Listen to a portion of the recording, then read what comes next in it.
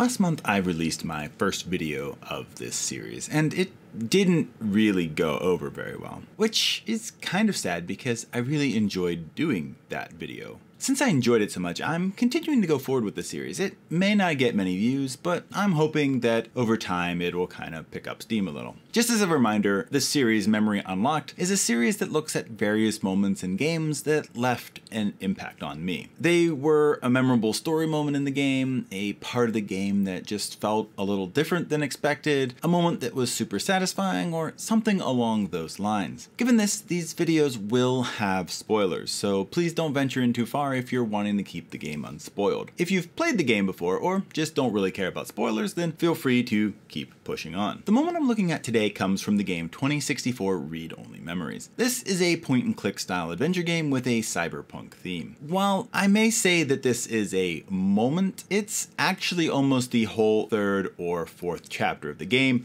depending on which path you choose, first or second to play through. And the path that I'm talking about is the media arc. Up to this point, you've been searching for the creator of the sapient ROM Turing, Hayden Weber. Turing is a ROM, which is a kind of robot that's in this world, kind of all over the place. The unique thing about Turing, though, is that instead of just kind of an artificial intelligence, he has actual intelligence, the ability to learn and grow and change his own mind and not just go through whatever programming he has. And during this kidnapping attempt, Turing is told to run, and he comes to your character, who was a friend of Hayden's at one point, even though you haven't really interacted with him for a while. And so you're kind of trying to investigate what happened to Hayden and why this happened in the first place. Now, in looking for who is responsible at this point in the game that I'm talking about, you have two leads to go after. The one that is the focus of the media arc is looking into how certain articles have been mysteriously altered online. This seems to both of your characters as kind of a stretch to figure out what happened to Hayden, because it doesn't seem like these two things would have anything to do with one another, but you still try to see if it would lead to something in the end. And as you investigate this seemingly innocuous thing, the body count just starts to pile up, sometimes right at your heels. And this culminates at the very end of the chapter when you revisit the installer of technically legal cybernetic enhancements, known as Nunya. Having heard about many of these deaths surrounding your investigation, Nunya wants out of there before it catches up to him as well. However, as he's leaving, this garbage truck just comes out of nowhere and takes him out right in front of you. But it appears that nobody was actually in the truck. Turing is scanning for it, and there's no heat signatures or life detected behind the wheel of that truck. And it just freaks Turing and you out big time, and it ends the chapter with you kind of just being done with this line of investigation, because it just seems like everybody you talk to is turning up dead. And it was just such a crazy ending to a crazy chapter. While there had been some danger in the previous chapters, this chapter is where things really seem to ramp up in terms of intensity. And it was definitely not what I was expecting going into this chapter investigating alterations to online news articles, especially since much of the game up to this point hadn't been quite as intense. This chapter kind of leads you to be shaken up quite a bit, but you're not really sure why this issue is leading to so much death and destruction in its wake. And this is especially true if this is the lead that you're doing first. If you're doing the flowers technology lead first and then doing the media arc, then you might kind of have a little bit more understanding possibly, but not necessarily a lot. It just really kind of helped escalate the sense of danger in this game and raises the stakes as that body count does get significantly higher in this chapter. Kind of a very intense chapter that, again, wasn't what I expected. Which is different than some of the revelations that had been going on in the game up until now. They were ones that kind of made sense and I kind of figured out or expected before they were revealed. I did not expect this to get so wild and crazy and end the way that it did. That final moment of this chapter is really what probably sticks this on this list, but it's just a cap to like a whole intense chapter of the game. I think these two reasons are really why this moment stuck with me so much. It really escalated the stakes in quite a significant way, even though you weren't really sure why. And it was also so very unexpected that it took me off guard. Seeing Turing reflect these reasons in his own reaction at the end of the chapter just makes the moment hit even stronger, in my opinion, as I found myself resonating with the emotional reaction of one of the main characters in the game. I know that 2064 is a bit of an indie game that many may not have played. If you have happened to play it though, what did you think of this part of the game? Did it leave an impression on you, or not so much?